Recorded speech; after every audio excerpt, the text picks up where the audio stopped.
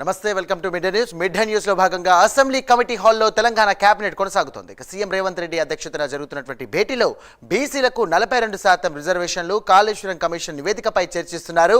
అసెంబ్లీలో పీసీ ఘోష్ నివేదికను ప్రభుత్వం ప్రవేశపెట్టబోతోంది.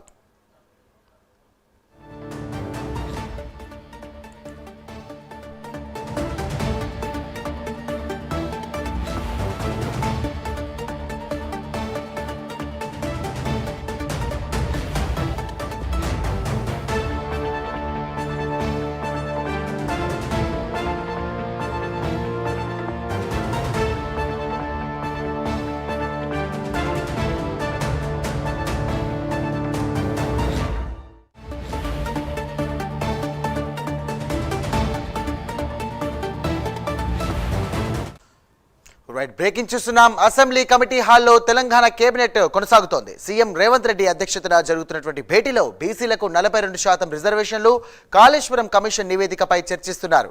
అసెంబ్లీలో పీసీ ఘోష్ నివేదికను ప్రభుత్వం ప్రవేశపెట్టబోతోంది.